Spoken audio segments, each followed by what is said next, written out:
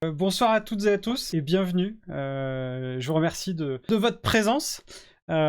Juste prendre quelques minutes là pour qu'on puisse faire connaissance. Donc je m'appelle Romain Couturier. Je suis coach agile, facilitateur graphique au sein de Super Tilt, la société que j'ai montée il y a une dizaine d'années maintenant. Je suis basé à Lyon. Et c'est vrai que le sujet de ce soir, c'est un peu un sujet cœur, puisque lorsque j'ai démarré, quand je me suis monté, que j'ai créé ma structure, en fait, avant de créer ma structure, j'ai démissionné, et entre les deux, j'ai été PO sur une mission. Donc c'est vrai que c'est quelque chose c'est un rôle que j'affectionne particulièrement. Alors, avant de démarrer, parce que là, on va juste faire un petit interlude. Donc on a vu d'où vous venez, et ça c'est cool. Et rien que pour ça, merci la période qu'on vit, parce qu'au moins je peux partager ce moment avec vous, chose qui serait évidemment plus difficile si on était en temps normal. Donc je vous explique un petit peu ce que je fais, mais vous, que faites-vous? Est-ce que... si on était dans la salle, je dirais, est-ce qu'il y a des PO dans la salle? Et là, ferez-vous... Non, bah là, vous diriez quelque chose, mais là, vous n'allez pas le faire, sinon ça va être le bazar. Est-ce que vous pouvez me dire s'il y a des PO qui sont connectés? Est-ce qu'il y a des gens qui sont PO? Est-ce qu'il y a des PO ce soir? Il y a des futurs PO, ouais. Ah, des enseignants en anglais. Alors, c'est peut-être c'est le bon meet-up. Alors, des PO qui sont certifiés. Ouh là là là là. Alors, oui, non. Enfin, on va pas en parler de ça, par contre. On va pas parler des sujets qui fâchent. Des futurs entrepreneurs. Des proxy PO. Ah, yes, c'est cool.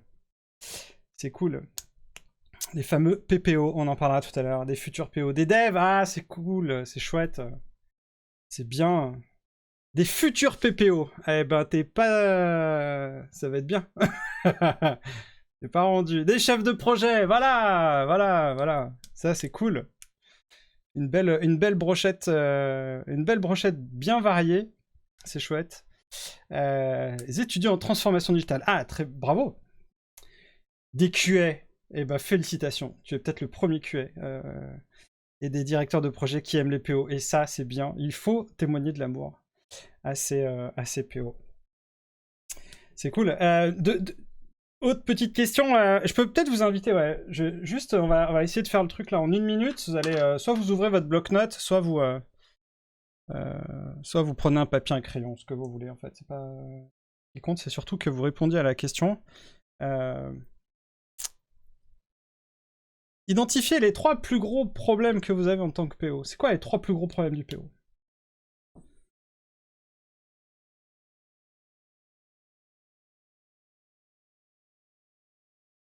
Je vous laisse encore 45 secondes.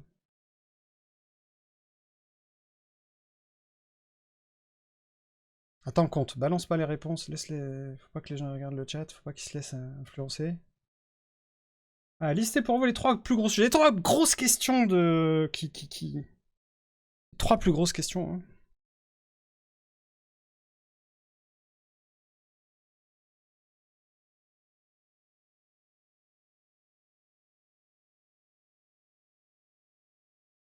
Ah, vous pouvez aussi réfléchir dans votre tête. Hein. Ouais, vraiment les 3 plus grosses questions pour un PO. Ah. Bon, j'espère que vous les avez les 3. Hop, le timer. Maintenant, si vous pouviez nous partager dans le chat la plus grosse des questions des 3, ce serait laquelle?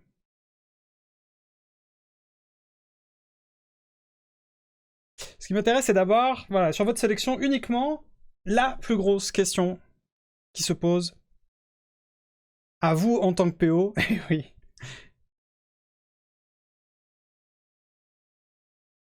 Et on va pas pouvoir le faire, on va pas pouvoir faire la suite, mais regardez bien ce qui défile. Parce que j'espère déjà que ça va vous rassurer sur le fait que vous n'êtes pas seul. Et ça fait du bien.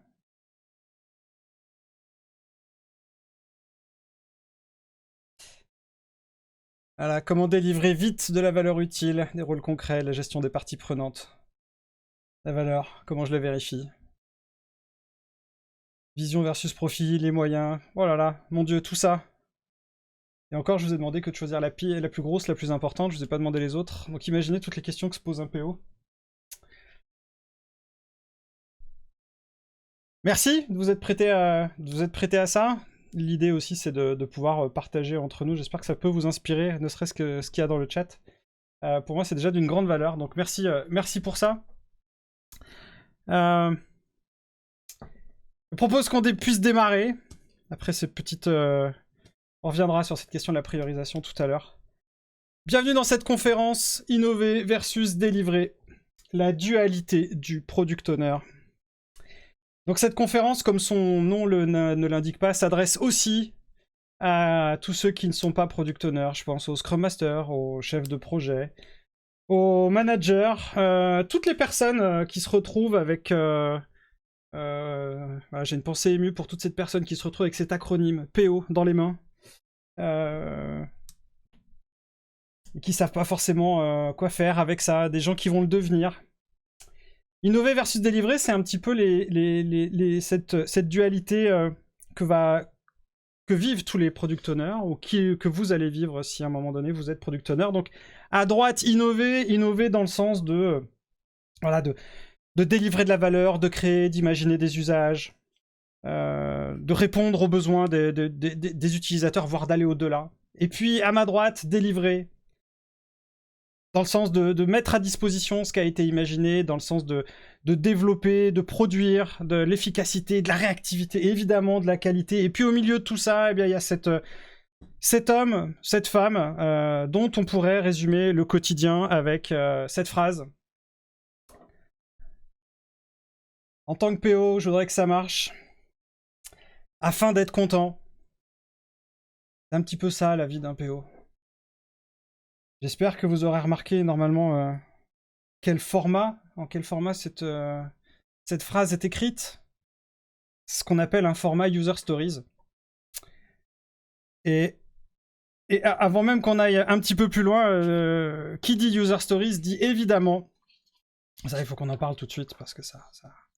On peut pas passer à côté. Quand on dit User Stories, on parle de DOD, ou de Definition of Done. Ça fait donc 2 minutes que vous écoutez cette conférence, et il y a déjà 2 acronymes. PO et DOD. Et, croyez-moi, en tant que PO, vous en aurez plein d'autres. Et du coup, la DOD, c'est quoi? C'est quoi cette Definition of Done? C'est le truc qu'il va y avoir en tant que PO. Alors c'est vrai que c'est très compliqué, parce qu'en gros, on va trouver la notion de critères d'acceptation, l'ensemble des tests. Et alors, on pourrait faire une conférence entière là-dessus. Mais si j'avais de vous donner juste peut-être une proposition de conseil sur comment bien décrire la DOD, parce que c'est vraiment le sujet qui revient en permanence, quel que soit le PO. C'est quoi la DOD? Comment je l'écris? En fait, c'est pas très compliqué d'écrire une DOD. C'est pas très compliqué si, en tant que PO, je suis bombardé de questions.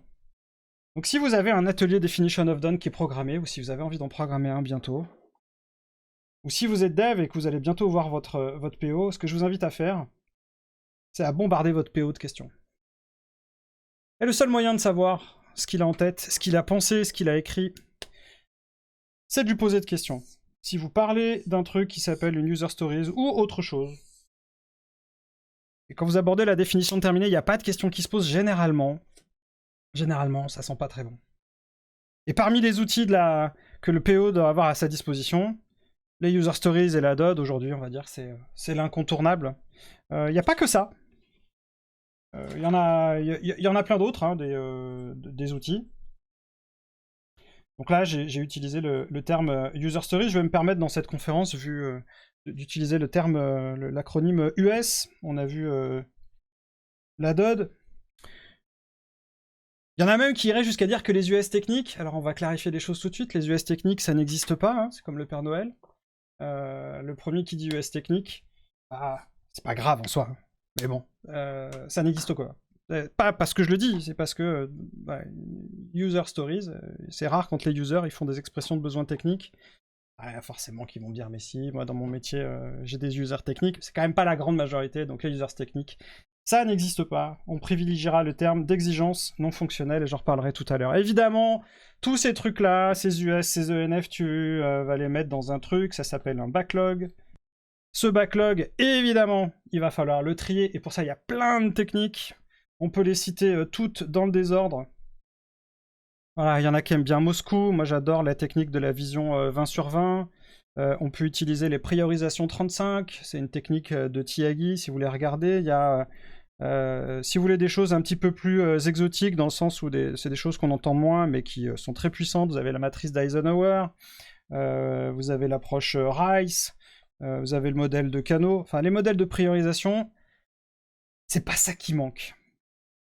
Et oui, comme je vois dans le chat, on dit Dodd, vous aurez peut-être envie de travailler votre definition of ready. Je vais pas rentrer dedans, c'est pas forcément ce qu'on utilise le plus, mais bon, pourquoi pas, ouais, ça peut être pratique. Il n'y a pas que ça hein, dans la vie d'un PO, c'est pas que le backlog, sinon ce serait triste, il faut structurer ce backlog. Et quoi de mieux pour structurer un backlog que d'utiliser un Kanban? Un Kanban pour Product Owner, on va pouvoir monter des indicateurs avec ça. Alors si vous n'êtes pas trop Kanban, c'est pas grave. Si vous êtes plutôt sur du Scrum, bah, vous utiliserez des trucs dans le genre du burn-up, le burn-down, chart. Voilà. Ça, c'est vraiment pour la partie délivrée. Ça, c'est vraiment dans le... Ça, c'est des outils qu'on doit évidemment avoir.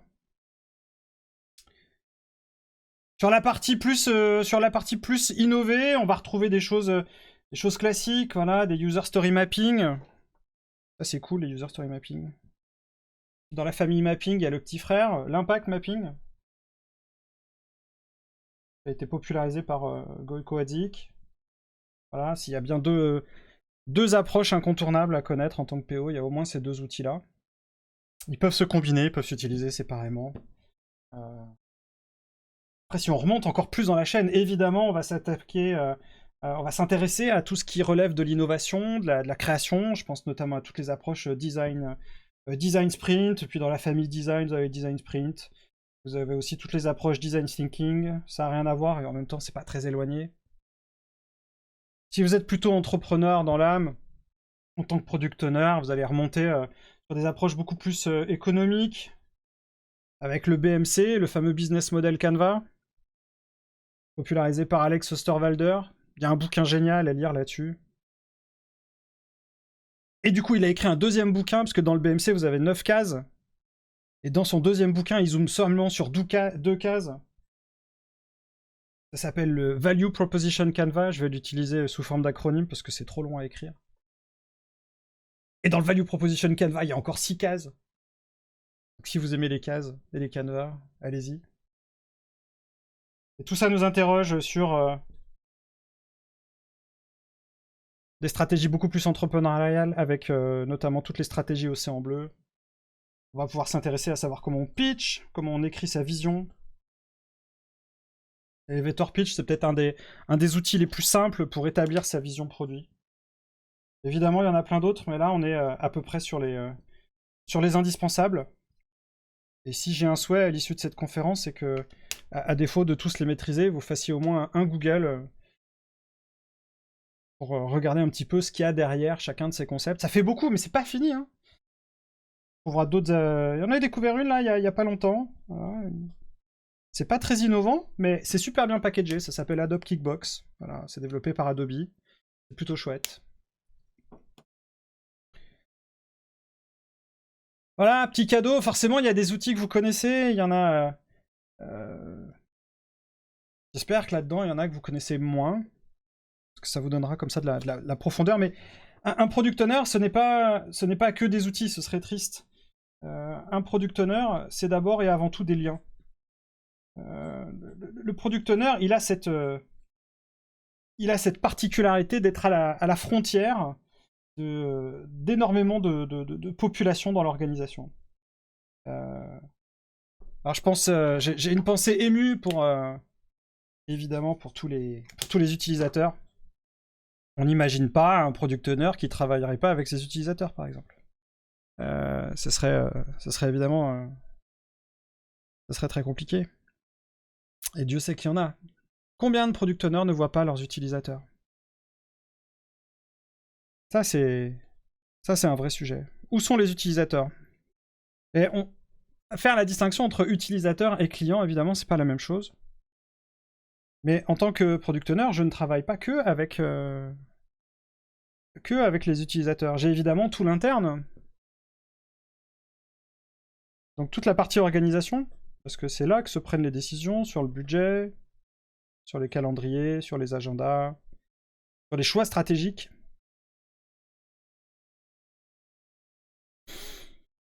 L'organisation, c'est là où je vais trouver mes sponsors aussi. Et puis en tant que PO, j'ai cette notion de backlog. Et auprès de qui est-ce que je la partage, cette notion de backlog? Ben, avec la partie technique. Hein. Donc un product owner, c'est aussi être en interaction avec technique. Je mets volontairement pas développeur, parce que aujourd'hui on sait que les product owners, il n'y en a pas que dans l'informatique. C'est ça qui fait que le product owner est un rôle particulièrement complexe. Tellement complexe que si rien que cette configuration n'était pas suffisante, eh bien on a vu émerger des termes, des configurations sur les 10 dernières années. On ne parle plus simplement de product owner, mais on va parler également de proxy product owner, de PPO pour les intimes. On va parler aussi de PL, de product leader, de product manager. Ce qui fait que c'est compliqué quand on démarre en tant que product owner de se positionner là-dedans. Et d'ailleurs, si on regarde un petit peu où se trouvent les PO, bah des PO, aujourd'hui, il y en a quasiment dans toutes les boîtes. Et ça, c'est chouette. Alors, c'est un product owner, donc il y a owner et produit à l'intérieur. Et dans cette notion de produit, c'est quoi? Et là, c'est intéressant déjà, parce que quand on regarde la typologie des produits vendus, donc si on se pose la question de qu'est-ce qu'on vend, bon, on n'aura pas la même réponse en fonction de là où le product owner va interagir. Je vous donne un exemple. Je suis product owner dans une startup. Je suis entrepreneur. Je crée un produit. Donc je vais me retrouver dans une approche startup. J'ai un seul produit, c'est le truc qu'on a imaginé. Puis ce truc-là, bah, il va se transformer, il va évoluer au fil du temps. On est vraiment dans une approche, c'est peut-être un des rares environnements où il y a une vraie approche produit. Ce qui n'est pas du tout la même chose si je suis product owner, par exemple, dans une DSI. Là, on va beaucoup plus retrouver, si on avait de traduire vraiment littéralement, on va retrouver des product owners qui sont plutôt des project owners, c'est-à-dire des choses qui sont conçues avec un début, une fin, et puis après, une phase de maintenance. Ça, c'est des choses qu'on retrouve énormément. D'ailleurs, il y a beaucoup de DSI qui se posent la question de passer en mode produit, du coup, ça voudrait dire quoi? C'est des réflexions. Mais des gens qui vendent des produits, il y en a plein. Il y a une autre typologie d'environnement. Vous avez les éditeurs logiciels. Ah là, ils vendent des produits. Mais ils vendent pas que ça aussi, parce que vous avez cette... Ah, c'est génial le monde des éditeurs, parce que vous avez cette dualité entre des produits, des idées, des trucs qui sont vendus par les commerciaux, et tout ça doit rentrer dans une roadmap, et au final, ça donne des trucs un petit peu hybrides, où on se retrouve avec des éditeurs qui savent plus trop sur quel pied danser. Et donc en fonction de l'organisation dans laquelle vous êtes, on retrouvera des product owners, mais ils vont pas exercer leur métier de la même manière. Pourtant, on leur demandera toujours la même chose, c'est-à-dire de rester innovant et de garantir la qualité de la livraison. En anglais, on entend beaucoup cette dualité entre le discovery et le delivery. Des termes qu'on entend beaucoup. Dès lors, avec tout ce qu'on vient de dire là, déjà là, tous ces outils, tous ces liens, toutes ces typologies, comment on fait pour trouver un product owner dans tout ça? Et là, il suffit de regarder n'importe quel site de recherche, d'offres d'emploi. Des offres d'emploi autour de product owner, vous en avez des kilos. Hein. On en trouve plein. Hein. Donc, question, quel profil pour avoir un product owner? Un bon product owner. C'est quoi un bon product owner? Où est-ce que je vais le trouver? Et c'est vrai que, en fonction de là où j'interviens dans les organisations que j'accompagne, à chaque fois, je me dis, bah, là, le product owner, ah, c'est sûr. Quand je vois les gens du marketing, c'est obligé que le product owner il vienne de là. C'est obligatoire. Les gens, ils sont proches des utilisateurs, ils savent très bien... ils connaissent leurs besoins, ils sont en contact, ils ont la logique business. Et en même temps, je me dis, c'est pas possible, ils sont pas du tout dans la logique agile, ils sont pas impliqués dans cette transformation agile. Après, ouais, comme dans le... Se dire, il faut que ce soit quelqu'un du métier. Évidemment. Bah, évidemment. C'est logique que le product owner vienne du métier, parce qu'il a la connaissance métier, il connaît les usages, il connaît le produit, il sait exactement les tenants et les aboutissants, les règles métiers. Mais en fait, non, c'est pas possible, parce que quelqu'un du métier, généralement, bah, il a un métier, hein. S'il vient du métier, c'est pas pour rien, et il est pas dans une logique produit.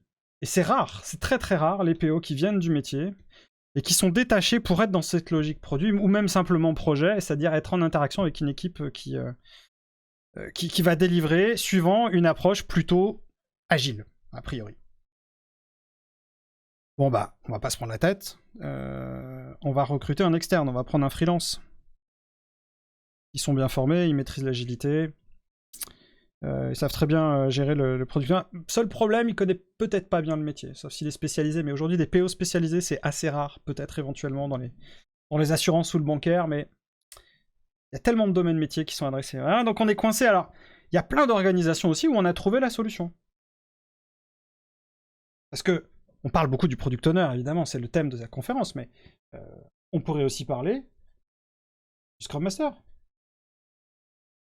Est-ce que ce serait pas quand même au Scrum Master d'être product owner?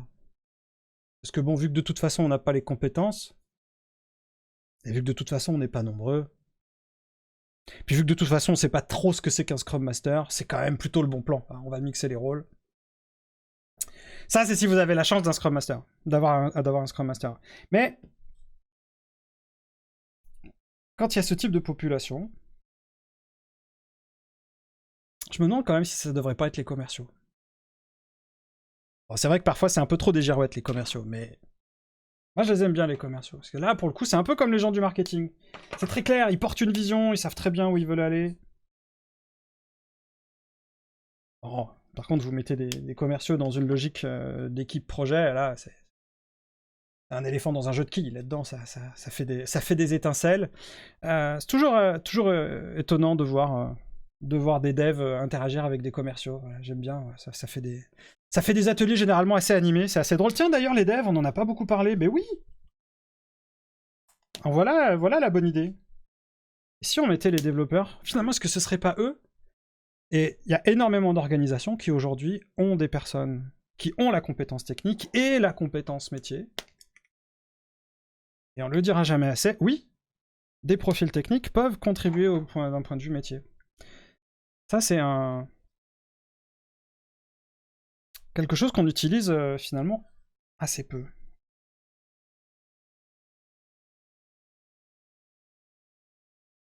Bon, où que vous trouviez votre PO, de toute façon, vous allez, tous les PO vont se retrouver dans une même démarche. Vous pouvez le tourner dans tous les sens, vous pouvez regarder n'importe quel framework, vous pouvez retrouver n'importe quelle méthode. À un moment donné, en tant que product owner, tu vas te retrouver dans cet espace. C'est-à-dire que tu vas recevoir des trucs, voilà. Tu vas recevoir des demandes. Ces demandes, tu vas devoir les lister. Voilà. Faut aimer faire des listes quand on est product owner. Voilà. Cette liste, il va falloir la trier. Donc, moi je trouve que les PO maniaques, généralement, c'est une bonne qualité. Voilà. Faut aimer trier, faut aimer ranger, faut aimer... alors, je précise quand même, parce que des fois on se retrouve à... Ah, mais trier, nous on le fait déjà. On fait... quand on a des trucs, on fait des P1, des P2, des P3. Donc pour ceux qui connaissent pas, c'est priorité 1, priorité 2, priorité 3. Voilà, c'est une espèce de flag, de drapeau qu'on met là-dessus. Sauf que le problème, c'est que dès qu'il y en a un qui a compris comment pirater le système, tout le monde met ça en P1, ce qui fait que tu te retrouves avec des PP1, des P11, des P12, et en fait, ça n'existe plus. Parce que jamais quelqu'un qui te fait une demande te dira « Ah, J'ai une demande, mais elle est vraiment pas importante, mais je te la formule quand même. Mais non, ça n'existe pas. Chacun... Donc, ça sert à rien. Non. Quand on trie, on parle d'avoir 1, 2, 3. Et là, ça devient intéressant. Parce que quand il y a 1, 2, 3 et qu'on compte bien, il y a un seul 1, il y a un seul 2, il y a un seul 3. Et ça, c'est un vrai job de product owner. C'est loin d'être simple. Une fois que on aura bien trié tout ça, on va visualiser. Alors, visualiser, ça veut dire utiliser des outils qui permettent d'avoir un management visuel. Alors c'est vrai que l'avant Covid, on était, quand je dis on, c'est tous mes confrères, on était là, il faut forcément des tableaux de post-it, blablabla. Bon, le Covid est passé par là, du coup on peut plus le dire, parce que tout le monde est en télétravail maintenant, en hybride. Alors, on est bien embêté, parce que... surtout qu'on est doublement embêté, parce que maintenant tout le monde est passé sur... si vous n'étiez pas sur Jira, vous êtes passé sur Jira, vous êtes sur Azure DevOps, sur Trello, ou pire, vous êtes encore sur Excel, mais bon, c'est pas... Et en fait, tous ces outils-là ne sont pas des outils de gestion de backlog.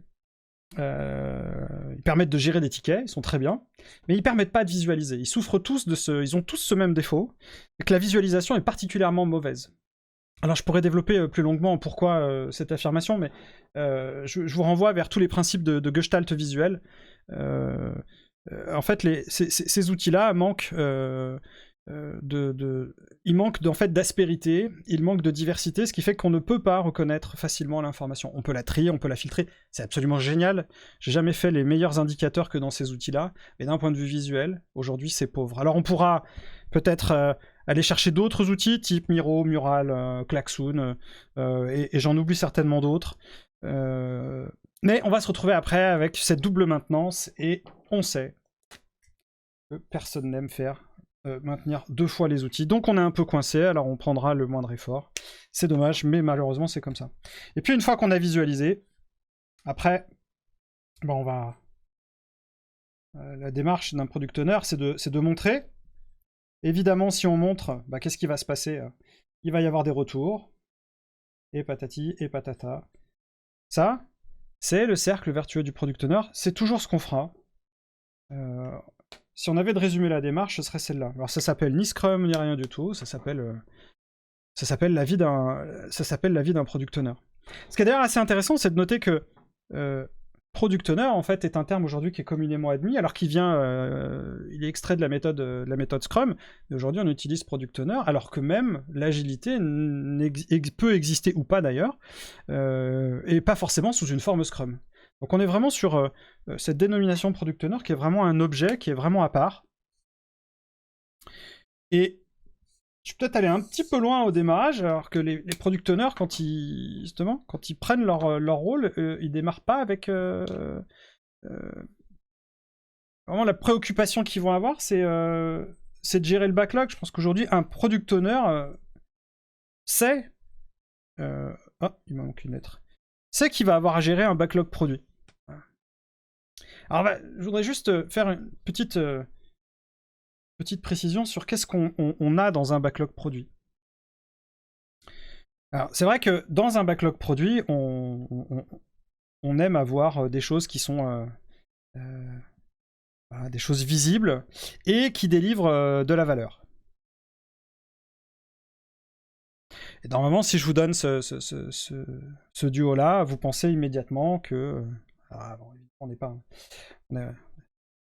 On n'est pas en interaction, donc ça fuse moins vite sur le chat, mais dans cet espace-là, ce qui est visible et ce qui apporte de la valeur, en toute logique, c'est ce qu'on va appeler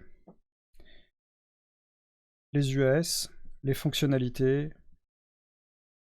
Il y a même certaines équipes qui vont plus loin, qui vont s'embarrasser avec les termes épiques, thèmes.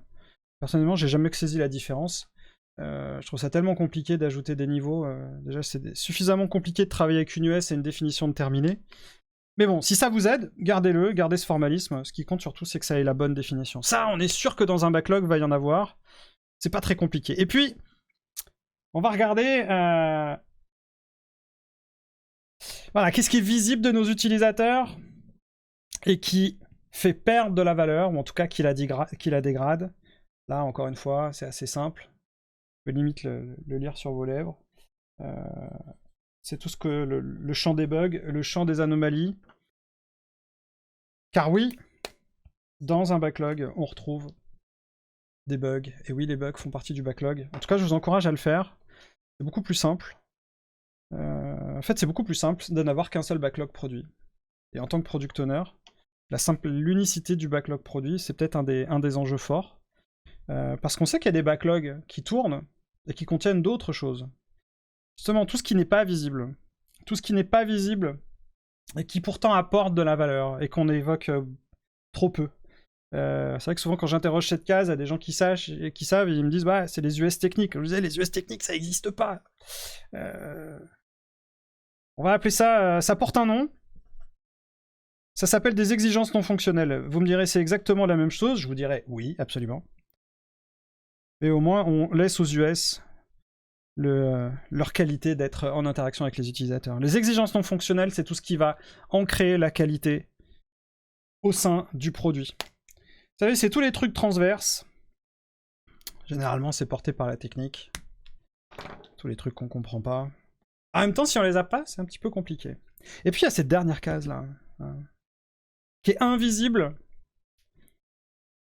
et qui va dégrader la satisfaction utilisateur.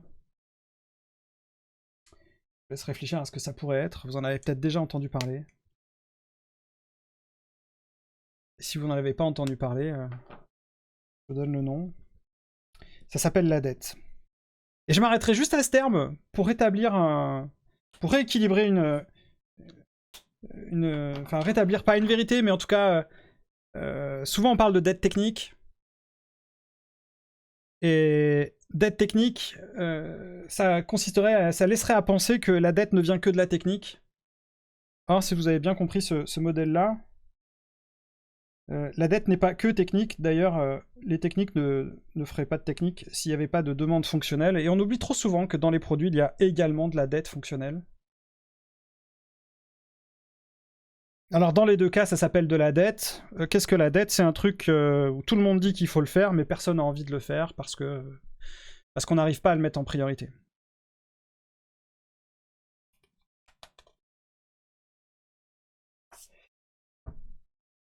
Comme c'est dit dans le chat, ENF, NFR, Non-Functional Requirements. Effectivement, c'est... les ENF, ça c'est un outil qui est très très peu utilisé, mal utilisé. Et du coup, si on essaye, voilà, pour se donner un exemple, si je dis par exemple compatibilité avec un système tiers ou respect de la charte graphique, voilà, ça c'est des exemples.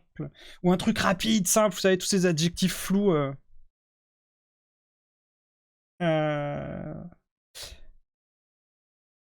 Comment est-ce qu'on écrirait la définition de terminé?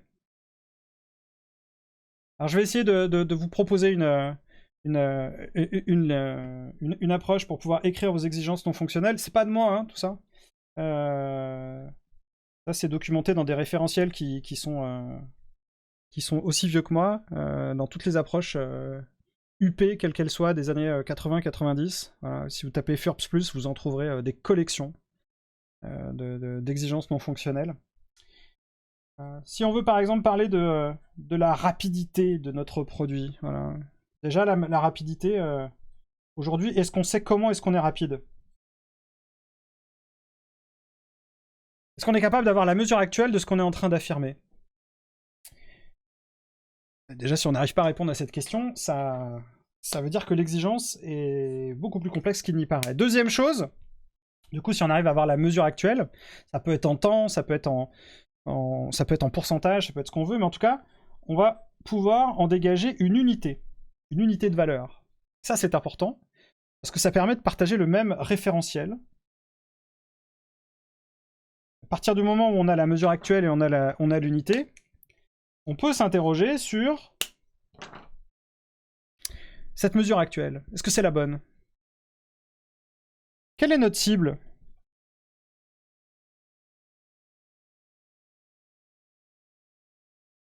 Je prends un exemple très classique, voilà, la disponibilité. On veut qu'un système soit disponible à 99,9999%. Ok, ça c'est la cible. Et quelle marge est-ce qu'on a?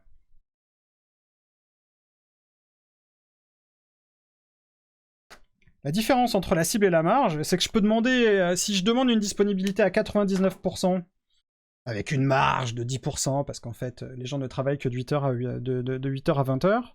C'est pas la même chose que de demander une disponibilité à 99% avec une marge de 0. Dans le premier cas, ça demandera beaucoup moins de travail que dans le deuxième. Et c'est ça qu'amènent les exigences non fonctionnelles. Et du coup, cette définition de terminé, l'exposer là. Et pour terminer, comment est-ce qu'on va s'assurer qu'on récolte cette approche-là? Donc tout le protocole de collecte des mesures.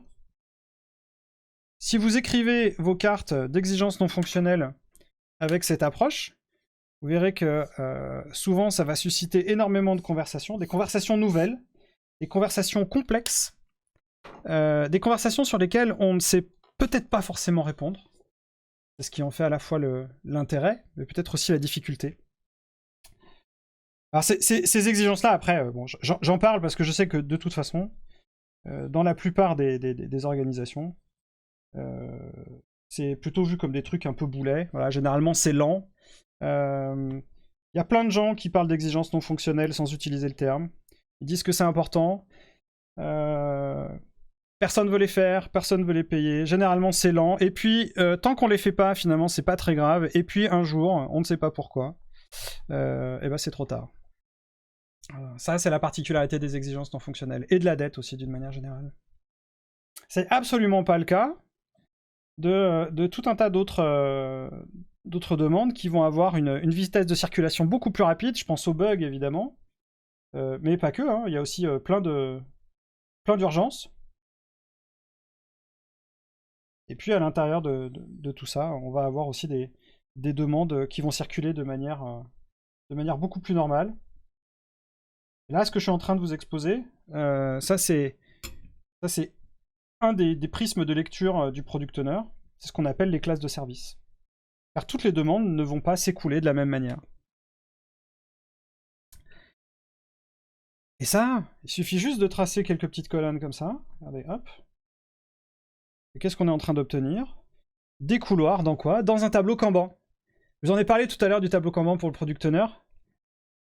Et franchement, en tant que Product Owner, si à 50 ans, t'as pas fait ton tableau Kanban, je vais pas dire que t'as raté ta vie, faut pas pousser quand même, mais t'as quand même raté un gros morceau de la vie de Product Owner. Il y aura peut-être mieux dans les années futures, mais aujourd'hui, je vois pas comment un Product Owner peut s'en sortir sans son tableau Kanban. Alors, un tableau Kanban, c'est quoi? Il n'y a même pas besoin de le réinventer aujourd'hui. Hein. Le Kanban pour Product Owner, on va se donner les colonnes tout de suite, comme ça je vais vous faire gagner du temps. Il est probable, donc déjà toutes les demandes, elles vont arriver dans un stock. Ou un tas. Vraisemblablement, vous allez conduire un truc qui va s'appeler l'analyse. Si vous êtes un petit peu plus structuré, vous allez mener une activité qui s'appelle la conception. Après, vous passerez à la production ou au développement, ça dépend le terme que vous utilisez. Vous ferez des tests, vous pouvez même appeler ça de la recette, et après, vous ferez une livraison. Voilà. Et si vous avez l'impression que ce que je viens de faire, ça ressemble à un cycle en V, vous avez absolument raison, c'est exactement ça. La seule différence, c'est que dans Kanban, il y a un élément qu'on va introduire, et qui va absolument tout changer, parce que c'est ça qui va engager la fluidité. On va appliquer ce précepte, on va commencer par terminer. Et le corollaire, c'est d'arrêter de commencer. Ça, c'est un outil très simple, vous pouvez le mettre en place très rapidement. Et on retrouve bien innover qui arrive à l'entrée, délivrer qui arrive à la sortie. Et on la sent bien, la dualité du Product Owner sur un tableau Kanban, parce que le Product Owner, il est écartelé entre ce qui arrive et ce qui doit sortir, et ce qu'il y a au milieu. Et ça, c'est compliqué, ça prend du temps. Donc il faut s'organiser, et un Product Owner sait s'organiser. Et le Kanban, c'est un outil génial pour s'organiser. La première chose qu'on va vous demander d'organiser, évidemment, c'est l'entrée. C'est l'entrée. Parce que dans n'importe quelle organisation, il y a toujours plus de trucs à l'entrée qu'à la sortie. On n'a jamais vu d'organisation où, avec des systèmes où il y a peu de choses. C'est toujours le cas, c'est toujours pareil. D'ailleurs, même si vous organisez les effectifs, du coup les gens ils augmentent le nombre de demandes, parce que dès lors que ça sèche, ils disent ah ils sont plus nombreux, on va falloir demander plus de trucs. Donc vous allez toujours devoir prioriser, c'est toujours comme ça. Donc mais comment je fais passer moi tout ça? C'est quoi les stratégies Quelle est la stratégie que je vais retenir? Pour prioriser. Je reçois 3 demandes, je priorise laquelle? Pourquoi vous avez posé la première question tout à l'heure dans le chat? Pourquoi celle-là et pas une autre? Est-ce que en tant que product owner, je peux avoir comme prisme de réflexion de prioriser par rapport à ce qui est ouf? Si on part du principe évidemment que le terme ouf existe dans votre organisation, ce qui est peut-être un peu trop familier. On privilégiera peut-être d'autres approches de type il le faut. Voilà. Alors, dans certaines organisations, ça peut fonctionner. Dans beaucoup, ça fonctionne pas, mais voilà, ce côté obligatoire. Comment on fait pour prioriser entre des choux et des carottes? On va peut-être se positionner peut-être par rapport à la valeur utilisateur. Encore faudrait-il savoir comment l'exprimer. Là, je vous renvoie vers des matrices, vers des trucs comme RISE par exemple. On peut se poser la question de l'impact, du nombre de personnes qu'on cible. Si c'est trop compliqué, on peut faire ce que la plupart des PO ont tous fait au moins une fois dans leur vie. C'est-à-dire l'intuition, hein, c'est un secret de Polichinelle. Combien de PO ne priorisent pas par autre chose que... parce qu'ils imaginent, parce qu'en fait c'est beaucoup trop compliqué. Si vous avez du mal ou que vous n'avez pas l'autorité parce que par exemple vous êtes PPO, l'autre bonne stratégie pour prioriser c'est ce qu'on appelle le HIPPO. Voilà, HIPPO c'est un acronyme en anglais qui veut dire Highest Paid Person. C'est-à-dire qu'en gros on se tourne vers la personne qui est la mieux payée. Généralement, c'est elle qui prend les décisions. On espère pour elle qu'elle prend les bonnes évidemment. Sinon c'est moche. Mais en tout cas, c'est elle qui a la responsabilité. Qu'est-ce qu'on peut imaginer aussi Ah ouais, on peut faire... ah, c'est trop bien. Si vous avez... on peut faire de l'approche analytique. Si vous avez des outils, notamment avec des gens du marketing. Ça peut être très très intéressant. Le problème de l'analytique, déjà, il faut les monter, les indicateurs, et puis après, il faut les lire, il faut les comprendre. Voilà. Et sinon, on peut utiliser des techniques encore beaucoup plus simples. Qui appelle le vote. Voilà. Et après, donc on fait venir des gens et puis on vote sur des fonctionnalités. Vous voyez qu'il y en a plein. Laquelle est la bonne chez vous? L'idée c'est d'en utiliser une. L'idée c'est de faire des choses. Alors toutes ces stratégies-là, on les met en place dans des ateliers, évidemment. Des ateliers, ce qu'on appelle les ateliers d'intelligence collective. Il y en a plein. On pourrait citer les formats Buy a Feature, des formats User Story Mapping. L'idée, je pense qu'en tant que... La question qu'un PO va toujours avoir en tête, c'est est-ce que c'est moi qui décide? Ou est-ce que je vais faire décider? Et dans certains cas, la meilleure stratégie sera peut-être de faire décider, c'est-à-dire de porter la responsabilité collective. C'est pas toujours évident. Et puis, il y a un dernier exercice sur lequel on attend le product owner. Voilà, parce que innover, c'est bien, mais quand est-ce que ça va être livré? Et ça, s'il y a bien un objet en tant que product owner dans lequel on doit trouver la réponse, c'est la fameuse feuille de route. Ah, la feuille de route. La feuille de route, c'est un objet un petit peu particulier. C'est un peu comme le DAU. Je sais pas si vous connaissez le DAU. C'est étonnant à quel point... roadmap aussi en anglais. Hein, à quel point... c'est un terme... tout le monde l'utilise. Mais alors tout le monde. Et c'est très marrant parce que quand tu dis ah très bien, vous voulez une feuille de route, très bien. Alors est-ce que vous avez une feuille de route? Alors là il y a une feuille de route partagée évidemment, hein, attention. Parce que des gens qui savent dire ah non mais moi j'ai une feuille de route. Attends, feuille de route c'est pas très compliqué. Je mets mes items T1, T2, T3, donc ça c'est pour les trimestres. Il y en a qui font S1, S2, S3, pardon, S1, S2 pour les semestres. Je vais dire, ah non, c'est pas ça une feuille de route. Non, une feuille de route, on doit aussi voir... Non, on doit voir comment on y arrive. Ah, très bien. On va essayer de faire ça, mais alors ça voudrait dire qu'il faut chiffrer alors qu'on sait pas tout. Ouais, mais donne-moi la feuille de route. Ok, très bien. C'est un peu comme quand vous donnez une carte IGN à des gens, c'est-à-dire qu'ils disent ouais, on va de A à B, c'est pas très compliqué, sauf qu'ils savent pas lire les anneaux, c'est dommage, parce que c'est quand même le dénivelé, bah là c'est un petit peu la même chose. Donc après on découvre les choses.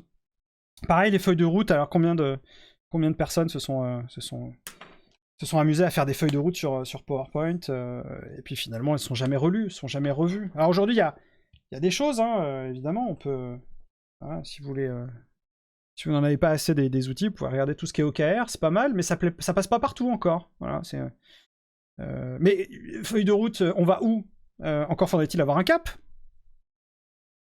Ah, qui s'est donné le cap?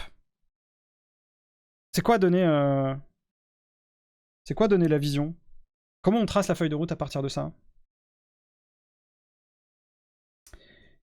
Pas simple. Pas simple, et cet exercice dans certaines organisations est accentué, enfin voilà, ça génère beaucoup de frustration, et cette frustration pourra être accentuée par un phénomène que j'ai pas tout à fait encore compris, parce que c'est pas des choses avec lesquelles je suis familier, c'est l'exercice budgétaire annuel. Voilà, si vous voulez flinguer votre feuille de route, tous les ans vous avez un exercice annuel budgétaire. Là, c'est à la fin, c'est branle-bas de combat pour délivrer la feuille de route. Quel est le format d'une feuille de route qui fonctionne au sein de l'organisation? J'insiste là-dessus, parce que vous trouverez plein de choses. Je peux vous renvoyer vers...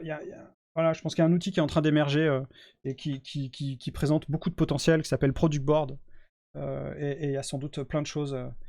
il y a sans doute plein de choses pour nous aider à structurer de manière concrète, ou en tout cas de nous proposer des réponses concrètes à quelque chose qui est flou, non pas dans l'absolu, mais vraiment au sein du collectif. Qu'est-ce qu'une feuille de route? Si la definition of done, c'est déjà compliqué, bah la feuille de route, ça l'est encore plus.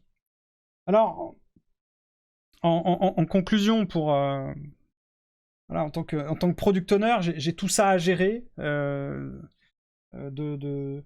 l'entrant, voilà, où j'ai vraiment tout cet espace de personnes qui formulent des demandes, un champ d'innovation, un champ de créativité, un champ d'idées. On sait que déjà, la première chose que je vais avoir à faire en tant que product owner, ça va vraiment être de réduire la demande. Aujourd'hui, les product owners doivent énormément travailler à réduire la demande. Il y a trop de choses qui rentrent dans les flux de travail.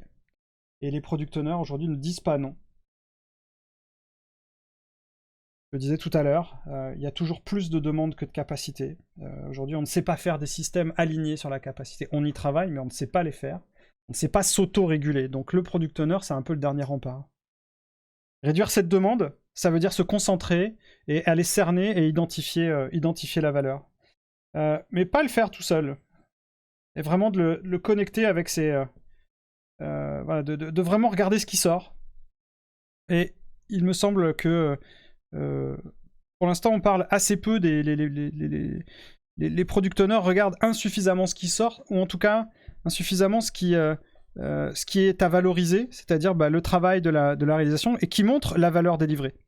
Et cette réconciliation entre les deux, eh bien c'est tout ça, le job du product owner. Et ma proposition à travers cette conférence, c'est de soumettre que la jointure entre les deux, ce sera par la création de modèles économiques, d'intégrer cette notion-là, qui aujourd'hui n'est pas, qui est trop faible, et qui fasse la jointure entre on reçoit une demande, on la délivre, mais encore faut-il arriver à élaborer un modèle de valeur. Et aujourd'hui, le modèle de valeur commun qui parle à tout le monde, c'est un modèle économique. C'est évidemment un travail compliqué, compliqué dans le sens où il faut fédérer des acteurs.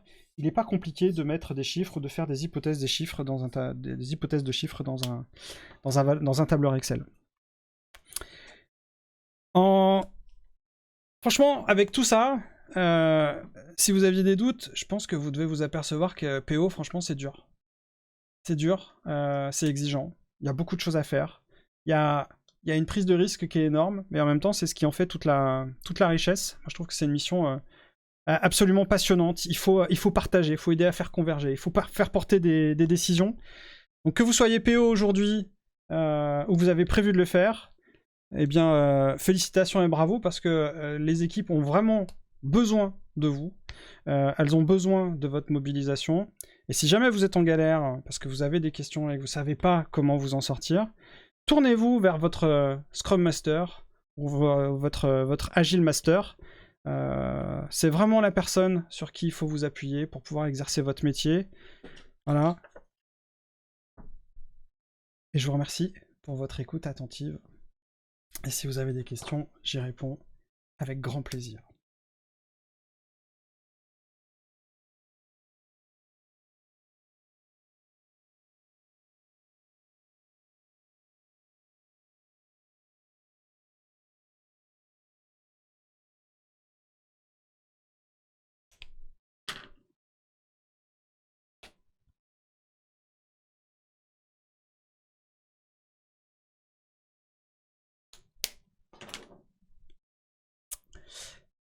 Merci pour vos retours dans le, dans le chat, ça fait plaisir. C'est vrai que ça fait choquer, c'est vrai que comme tous les micros sont éteints, c'est un exercice qui est particulier.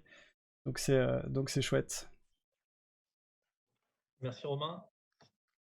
Toujours chouette. En plus, tu fais la facilitation graphique en même temps, donc c'est toujours des conférences assez originales par rapport à ce qu'on a l'habitude de voir. Donc bravo, bravo pour cette synchronisation entre le discours, les pictos, les éléments que tu donnes en même temps. Grand plaisir. Je vois qu'il y a des. J'ai vu qu'il y a. Alors j'ai pas forcément pris toutes les questions en cours de route. Je peux peut-être y revenir parce que je vois qu'il y en a eu. Je vois qu'il y en a eu pas mal si je les prends dans l'ordre. Alors j'en vois une qui dit c'est écrit tout petit. Alors je m'excuse, j'aurais dû mettre en évidence pour tout le monde, mais vous aviez la possibilité de faire clic droit et de mettre plus grand chez vous. J'espère que vous l'avez fait, sinon effectivement l'expérience n'est pas du tout la même. Il y avait question tout à l'heure, la valeur, comment je la vérifie? De Eriane, si je prononce bien. Comment je la vérifie? Peut-être en allumant ton micro et en précisant ta question. Est-ce que tu peux allumer ton micro et préciser ta question? Eriane Legout. Qu'est-ce que tu entends par vérifier la valeur? Toujours là. Oui, toujours présent. Ah, il a pas de micro. Ah, c'est pas de bol. Il nous dit dans le chat. Alors, je vais essayer d'imaginer ce que tu entends par vérifier. C'est vrai que quand on formule des hypothèses, quand on fait des estimations de... Ce n'est pas une question, mais la question que se posait le PO. Ah, du coup, ça m'apporte plus de confusion. C'est pas grave. C'est pas grave parce que mais la question même formulée comme ça, elle est intéressante parce qu'il y a la question de finalement je positionne une valeur et comment est-ce que je m'assure que j'ai effectivement délivré de la valeur. Ce serait un peu la même question qu'on fait un chiffrage, une estimation en temps de charge et à la fin on contrôle que le temps passé sur la charge effective. Et ça, on va dire que ça c'est une version déjà très très avancée des PO, en tout cas par rapport à la maturité actuelle. Déjà des PO qui font de l'estimation de valeur, c'est déjà beau. Je parle de l'estimation de valeur déjà en relatif, c'est déjà super. Quand on a en plus un modèle économique associé, alors là c'est merveilleux. Et si en plus on peut contrôler que la valeur imaginée est bien celle délivrée, alors là je pense qu'on est au top de la maturité des organisations. Malheureusement, je pense qu'on n'en est pas encore là parce qu'il y a encore plein de cloisonnements dans les orgas qui font que entre la valeur imaginée, enfin une fois que la valeur est délivrée, hop, après le PO ne suit pas nécessairement. Enfin, encore une fois, la plupart n'ont pas ni la charge, ni la dispo, ni les compétences pour le faire encore, parce que c'est fait par d'autres personnes. Autre question, la DOR a autant d'importance que la DOD? A-t-elle autant d'importance que la DOD? Que la DOD? Moi je dirais non. Même si, en gros, donc la DOR Definition of Ready, c'est ce qu'on attend quand un élément va partir dans le backlog, dans l'itération, il faut qu'il soit prêt. Et donc dans la définition de prêt, donc Definition of Ready, ce qui donne DOR, les acronymes, on attend à ce que la Definition of Done soit posée. Donc je dirais que la Definition of Done, c'est un peu le prérequis. Déjà quand on l'a, c'est pas mal. Après, si vous voulez aller sur une Definition of Ready qui va plus loin, c'est pas grave, mais il y a plein d'équipes, moi j'ai croisé plein d'équipes qui avaient des Definition of Ready, mais qui avaient pas la DOD. Alors du coup, on se retrouve quand même avec des US toutes pourries, quoi. Donc je dirais qu'il faut quand même privilégier la Definition of Done. D'abord investir son temps. Le temps est précieux, et souvent les PO en ont peu. Moi, je vous recommande de le miser, de l'investir sur la DOD. Ok, merci pour cette réponse. Nouvelle question, que faire quand on a l'habitude de faire que des US techniques, qu'on appelle du coup basiquement TIC Jira? Ah, je l'aime bien cette question. Ouais. Bah, déjà, alors, c'est possible, hein, ça peut être le cas sur un produit qui est ultra mature, qui est quasiment en fin de vie, qui tourne, et sur lequel on n'a plus rien à faire. Après, cette situation m'évoque beaucoup plus des situations où on a eu une phase de grande livraison de fonctionnalités où on a dit la qualité on verra plus tard, et puis après on se retrouve avec les tests, la recette, la doc, la revue de code, et puis tous les trucs que personne n'a voulu faire parce qu'on a considéré que c'était de l'optionnel. Et ça se retrouve dans des stories techniques. Voilà. Et du coup, ça fait un ralentissement de production qui est absolument phénoménal. Là, il n'y a pas trop le choix. Soit votre équipe va être dissoute et votre produit va disparaître, soit il faut le faire. Et donc là, c'est une longue traversée du désert après une longue euphorie. Donc ça fait des effets d'à-coup comme ça. C'est pour ça que je parlais tout à l'heure dans le backlog des 4 éléments qu'il doit y avoir dans un backlog. Et moi, tous les PO que j'accompagne, je leur recommande vraiment d'équilibrer, qu'il y ait toujours un peu de tout. Il faut toujours payer un peu de dette. Si on paye jamais sa dette, à un moment donné, elle explose. Enfin, on connaît aucun système où la dette peut grossir, sans exploser un jour. Voilà. Après, quelle est la limite? Ça, je ne sais pas. Elle peut sans doute grossir encore plus, mais souvent, ça se calme. Alors, une question remarque de Cédric. Un PO qui ne voit jamais les utilisateurs est-il vraiment un PO? Alors, oui. Bah oui, parce que si j'étais rigoriste, je vous dirais non, c'est mal, mais non. Moi, j'ai plein de PO, c'est pas qu'ils voudraient bien, mais ils savent pas comment faire, ils ont pas accès, ils ont pas les tickets. Voilà, ça veut dire que c'est le chemin aussi. Voilà, faut plus le voir comme la cible à atteindre. Si vous les voyez pas aujourd'hui, voilà, la bonne nouvelle, c'est que c'est un bon rappel et faites-le pour demain. Après, si vous voyez jamais vos utilisateurs, faut se poser la question. Effectivement. Après, vous êtes PO, de toute façon, on vous enlèvera pas votre titre. C'est pas possible. C'est le titre le plus important, Romain? Aujourd'hui, oui, dans les organisations, je pense que, je pense que ça sert plus à rien de se battre pour les titres. Voilà, moi j'ai une équipe là, tout le monde est PPO. Voilà, ils sont tous proxy PO. Mais en fait, c'est pas vrai. Quand je leur donne la définition d'un proxy PO, ils me disent bah non, nous on est PO en fait. Ouais, mais dans l'organisation, ils s'appellent proxy PO. Et je vais perdre une énergie folle à essayer de renommer un truc, alors qu'en fait, ça a aucune valeur de renommer leur titre. Voilà, ces gens-là, ils ont ce titre-là. Ils ont ce titre-là, très bien. Maintenant, ce qui compte, c'est le job. Voilà, est-ce qu'on fait le job? Et c'est ça qui compte. Donc, voilà, appelez-vous comme vous voulez. C'est pas très grave. Ça marche. Une question d'Emmanuel. Est-ce que l'UX, lui, rentre dans la partie technique? Ah. Vous avez 3 heures devant vous ou C'est quand tu dressais les trois liens là en interface. Ah ouais. Ouais, ça c'est... c'était intéressant. Ah oui, tu essaies de le mettre par rapport au lien. Entre utilisateurs, est-ce que c'est plutôt Emmanuel peut-être qui peut préciser si tu Ouais. ouvres ton micro? Oui, c'était ça l'idée. C'était effectivement quand il y avait les 3 liens. Est-ce que tu vois la partie l'UX UI comme technique ou est-ce que c'est autre chose encore? Ah.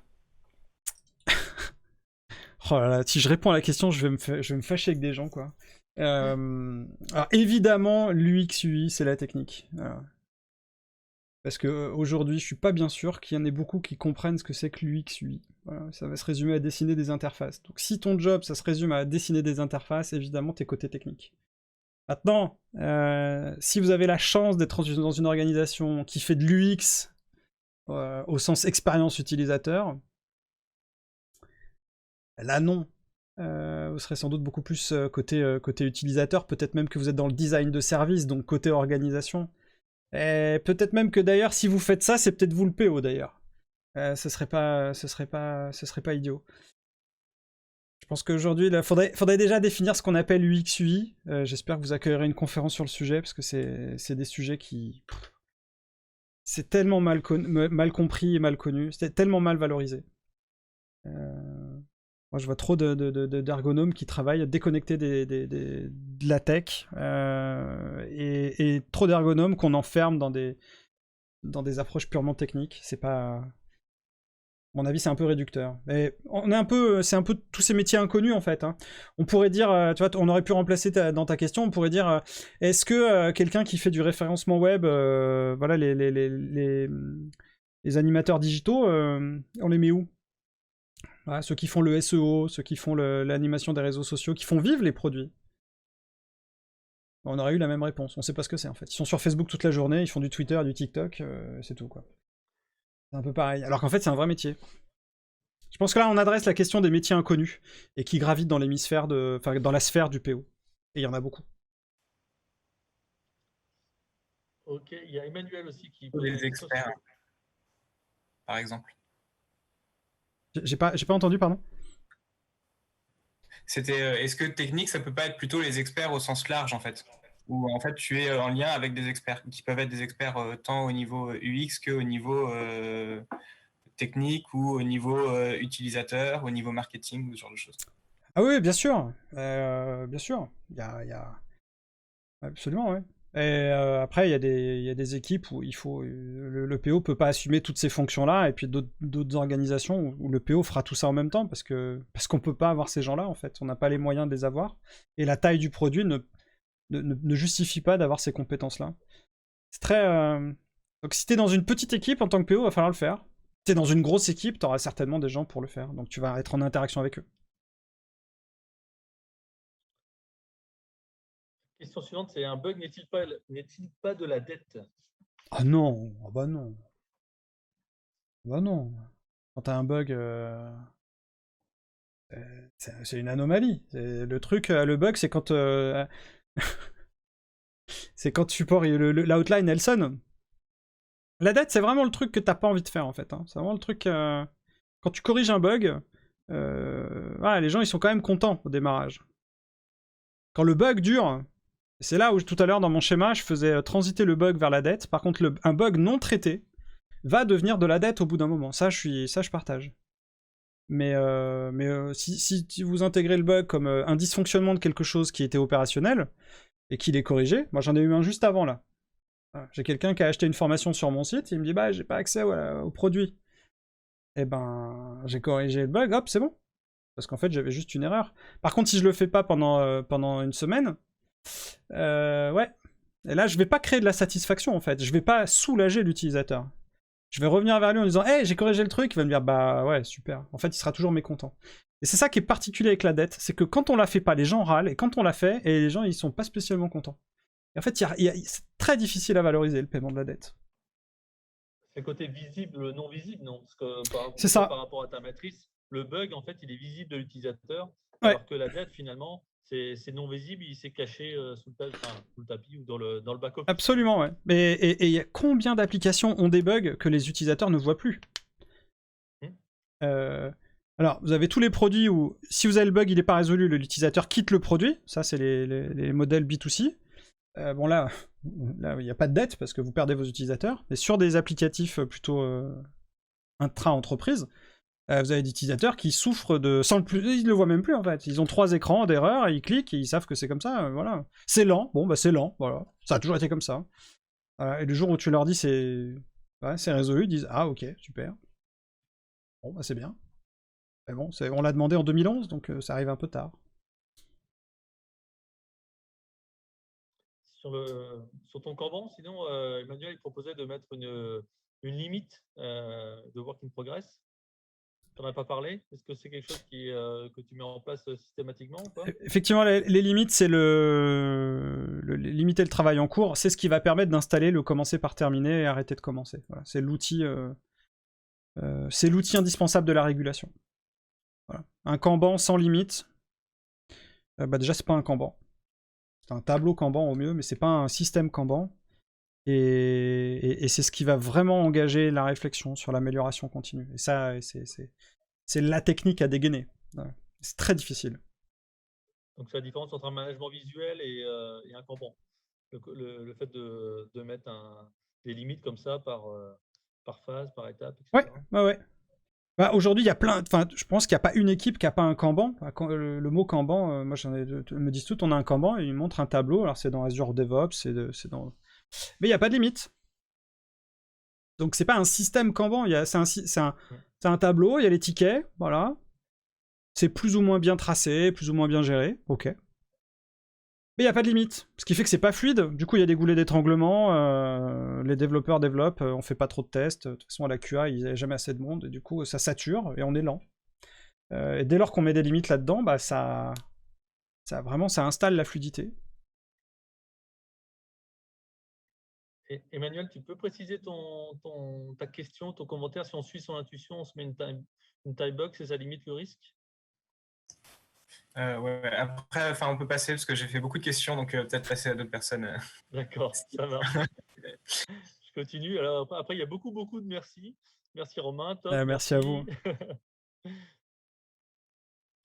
Je ne sais pas s'il y a d'autres questions. Tac.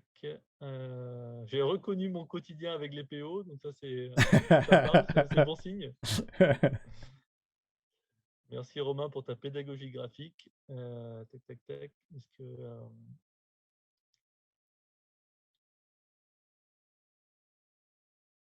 quelle différence entre PO et PPO? Ah bah, c'est considérable, c'est le jour et la nuit. Ça n'a absolument rien à voir. Alors, un PO, c'est celui qu'on a évoqué pendant toute la conférence là. Le proxy PO, c'est celui qui est entre le PO et les autres. C'est-à-dire, on lui donne tout le sale boulot, mais on lui donne aucune autorité pour le faire. Et ça veut dire qu'en gros, le PPO, dès souvent, il a assez peu de marge de manœuvre. C'est-à-dire dans le sens où c'est pas lui qui va fixer les priorités. On trouve souvent des PPE, alors il y a plein de contextes, c'est ça qui est assez marrant, c'est qu'il y a plein d'organisations et c'est toujours les mêmes modèles qui émergent. Un PPO, souvent, c'est la personne qui est dispo là où le PO ne l'est pas. C'est-à-dire que le PO, il n'a pas le temps d'être PO. Ça, c'est dommage. On a aussi des faux PPO, c'est-à-dire les PPO, en fait, ils font tout comme des PO, et le PO, en fait, c'est le directeur, c'est le chef, mais on lui a donné le titre honorifique de PO, alors qu'en fait, il fait rien du tout. Au mieux, il serait product manager. Voilà. Donc ça, souvent, c'est une erreur de translation. Il y a plein de PPO qui devraient s'appeler PO, en fait. Et ceux qu'on appelle PO dans ces organisations-là, on devrait leur donner autre chose comme nom. Voilà. Mais souvent, alors, proxy, le premier P, c'est proxy, et proxy en informatique, c'est un petit logiciel qui s'intercale, en gros, on va faire simple, entre votre ordinateur et Internet, et vous êtes obligé de passer par ce petit logiciel pour pouvoir accéder à Internet. Et ce petit logiciel va pouvoir faire... il va avoir des règles à appliquer. Voilà, c'est un peu le même principe. Voilà, vous êtes une interface. Et ce rôle de PPO, d'ailleurs, il est défini quelque part dans un framework, dans une méthode, etc. Ou il a été inventé complètement À ma connaissance, moi je n'ai pas connaissance d'un référentiel qui décrirait, qui formaliserait le rôle de PPO. Si ça existe, voilà, je suis preneur. Moi, de ce que je vois, ça fait plus de 10 ans que ça existe. Moi, j'ai démarré en 2007. Je crois que le terme PPO, j'ai dû le voir dès 2008-2009, donc ça fait longtemps qu'il est là. Je pense que il est dans le référentiel de la Syntec. Ah bah on est mal alors, si c'est ça. Ouais, il me semble que bon, c'est parti pour durer. Après, encore une fois, ce qui compte, c'est le job. J'en ai pas parlé, mais je l'ai vu dans le chat. Il y a aussi tout ce qui est business analyst, maîtrise d'ouvrage, assistance à maîtrise d'ouvrage. C'est quoi Il y a forcément une recherche de mapping entre ces termes-là et le rôle de PO. Il y a des organisations qui ont plein de business analysts autour du PO. Voilà, je pense qu'il faut peut-être repartir de ce qu'est un PO. Voilà, il y a suffisamment de référentiels. Vous prenez le guide Scrum, vous avez une définition, des bouquins sur les PO, il y en a plein. Discutez-en avec les gens autour de vous et clarifiez ça. En fait, ce qui compte, c'est surtout de clarifier. Parce qu'il y a des domaines métiers, j'en ai vu plein, où le PO, il peut pas assumer l'écriture des US seul. La découverte métier, c'est trop lourd. Les règles métiers, les systèmes sont ultra complexes. Il faut une armée de gens avec lui. Donc, quel est le rôle du PO dans ces organisations-là? Il doit être là. Un PO, par exemple, voilà, une bonne différence entre un PPO et un PO. Le PPO, il assiste à tous les rituels. Là où souvent, quand tu as un PPO, le PO, il pointe son nez de temps en temps.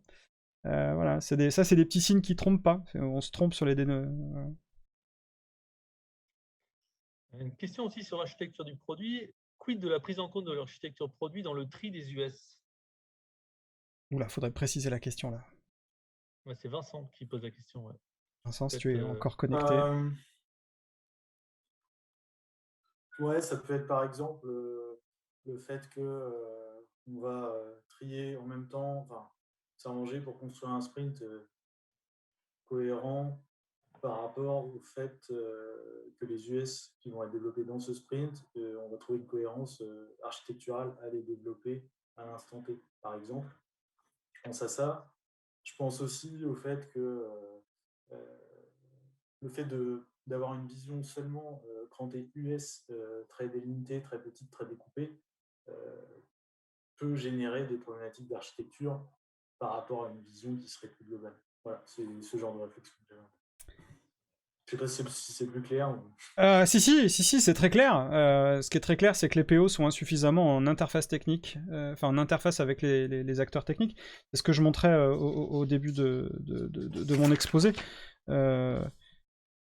Aujourd'hui, hop là, pardon, c'est pas ça que je vais vous mettre sur ce plan-là. Il y a plein de PO aujourd'hui qui connaissent absolument rien à la technique et qui savent pas discuter avec des gens de la technique, et combien de techniques savent absolument pas vulgariser leur discours pour que ce soit compréhensible par des populations métiers. L'architecture du produit fait évidemment partie de la question. Et il y a une question de stratégie aussi. Moi je suis très à l'aise avec des gens qui disent là on fait du code sale.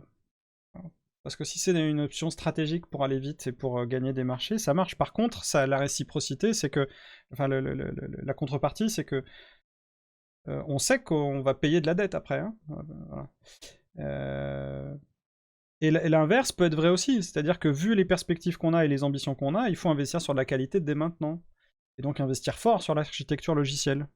Et donc la penser et en poser les bases et en payer le prix maintenant. Parce qu'à en payer le prix plus tard, ça nous coûtera beaucoup plus cher. Ces décisions-là, elles peuvent pas être faites unilatéralement. Les décisions doivent être prises en concertation et il doit y avoir un arbitrage. Je pense qu'une des qualités que le PO doit avoir, enfin en tout cas, ce qu'on doit lui donner, c'est la légitimité de décider. Le PO, à un moment donné, va faire des choix. Je ne connais pas un PO qui fait des choix où tout le monde est d'accord. Par contre, le PO... En tout cas, le PO aura d'autant plus de facilité à exercer son rôle qu'il sait expliquer ses choix et que ses choix sont respectés parce qu'il a pris en compte aussi les différentes possibilités. Après, dans la question que tu poses, il faudrait aller plus en détail sur des situations plus précises parce qu'il y a évidemment plein de nuances à apporter. Mais oui, l'architecture est à prendre au même titre que l'expérience utilisateur est à prendre, au même titre que la stratégie si on étudie la conférence. Enfin, tout est à prendre en compte en fait. Ok.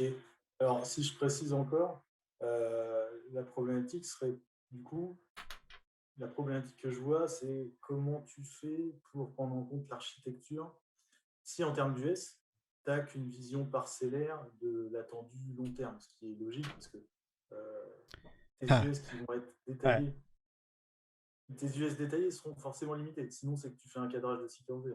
Eh ouais. Et là, on touche un domaine. Là, je suis plus expert. Ça fait longtemps que j'ai raccroché le clavier, mais du temps où je codais, c'est la grande question de l'agilité du développement logiciel. Est-ce qu'aujourd'hui, on a les compétences et les qualités nécessaires pour faire du code modulaire, du code faiblement couplé, avec de la maîtrise de design pattern, avec des approches de type les bases aujourd'hui, c'est quand même le développement piloté par les tests, des environnements CI/CD, donc intégration continue, déploiement continu. Voilà, est-ce qu'on a cette maturité technologique? Est-ce qu'on a investi là-dessus? Moins on a investi là-dessus, plus c'est dur. Et on se heurte au risque à un moment donné d'arriver à une solution technique dont on se rend compte qu'il faille revisiter l'architecture en profondeur. C'est le principe des architectures émergentes. Et aujourd'hui, c'est pas investi parce qu'en fait, c'est cloisonné, c'est siloté. Ces sujets-là sont laissés à la tech. C'est dommage. À mon avis, c'est dommage.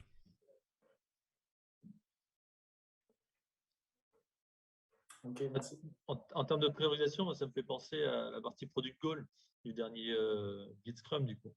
C'est-à-dire, on priorise aussi pour avoir une certaine logique dans l'évolution du produit, peut-être plus que sur l'architecture technique, quoi.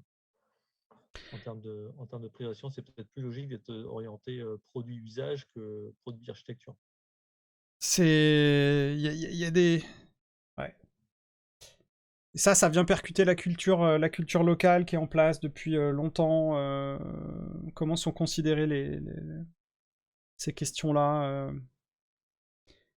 Là, on est en train de parler de la pluridisciplinarité, hein, qui est au cœur de l'agilité, et le product owner, c'est un acteur qui, lui, il amène des besoins, et il attend en face que les équipes soient pluridisciplinaires. Or, c'est pas le cas. Aujourd'hui, il y a des silos très nets. Voilà. Vous êtes développeur PHP ou .NET ou Java, déjà, vous n'êtes pas dans la même confrérie. Hein. C'est du code objet, hein, c'est la même chose. Je parle pas des testeurs, alors eux, c'est pas des vrais, c'est mal considéré. D'ailleurs, c'est pas de l'informatique qu'ils font du test, c'est autre chose. Et il y en a plein comme ça, des exemples. Et encore la doc, la doc, c'est encore pire. Et les UX, hein, les UX, on sait pas à quoi ils servent, voilà, à faire des. Donc il y a cette prédominance du nombre, du développement logiciel. Il y a plus de développeurs aujourd'hui, et on a du mal à équilibrer il y a tout le mouvement DevOps. Voilà, comment est-ce qu'on intègre aussi les contraintes infra comment tu intègres ces questions-là?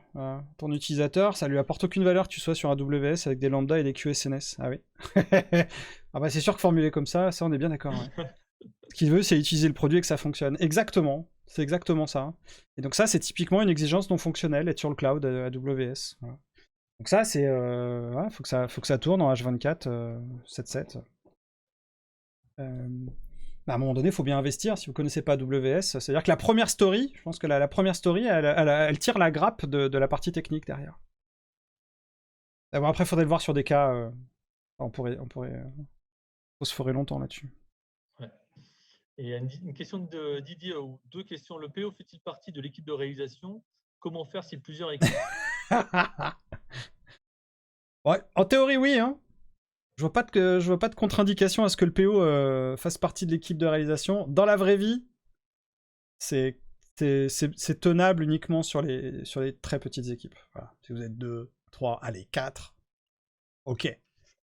Dès qu'il y a 5 bonhommes, il faut alimenter. Hein. Que vous soyez en flux ou en itératif, faut alimenter le backlog au fil de l'eau. Faut aller au contact des utilisateurs. Faut discuter avec la direction. Il faut prioriser tout ça. Faut le structurer. On sait combien les populations techniques sont friandes d'avoir des US bien rédigés. On sait que souvent, c'est pas les populations techniques qui écrivent les US. Et ça, c'est dommage, mais bon, c'est souvent comme ça. Que je pense que dans l'eau, t'as pas le temps de coder, quoi, en fait. Déjà, quand un PO fait des tests, c'est beau. Et très souvent, il arrive à la conclusion qu'il a pas le temps de les faire. Ça, c'est pour ça que le Kanban pour Product Owner, il est vraiment essentiel sur cette question-là. Faites le mapping de votre flux. Regardez où est-ce que vous intervenez en tant que PO. Et vous pouvez dire, bah moi j'interviens à toutes les étapes. Et peut-être qu'à un moment donné, il faut déléguer les compétences, être surtout là, en supervision sur cette partie-là, et être à la fin. C'est ça, cette dualité.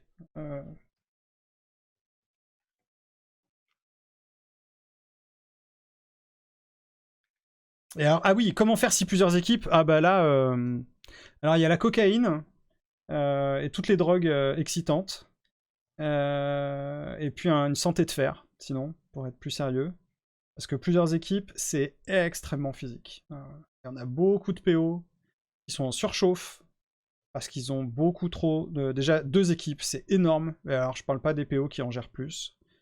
Ça fait ce qu'on appelle du changement de contexte, avec des PO qui sont malheureusement insuffisamment disponibles. Et ça... Alors, je sais que parfois c'est compliqué d'avoir des PO, c'est difficile à recruter, mais il faut éviter ce genre de situation. C'est très compliqué. Ou des adresses pour la cocaïne. Seulement sur Lyon, quoi. Pour les locaux. Ce passage sera Très bien. coupé au montage quand vous trouverez la vidéo publiée sur la chaîne. Non, il y a On a beaucoup fait le tour Ouais. des questions, Romain. Est-ce que tu veux conclure par un petit mot final? Un grand merci pour toutes ces questions. Un grand merci d'être restés aussi nombreux aussi longtemps. Et puis pour tous vos gentils messages sur le chat, ça fait très très chaud au cœur. Si vous voulez retrouver cette conférence ou la diffuser autour de vous, vous la retrouverez sur la chaîne YouTube. Je vous mets le lien dans la description. Voilà. Et si vous voulez voir ce que je fais autour de ces thématiques-là ou sur les autres sujets, vous allez sur supertil.fr. Et puis je vous souhaite un beau parcours dans dans cette vie riche de product owner.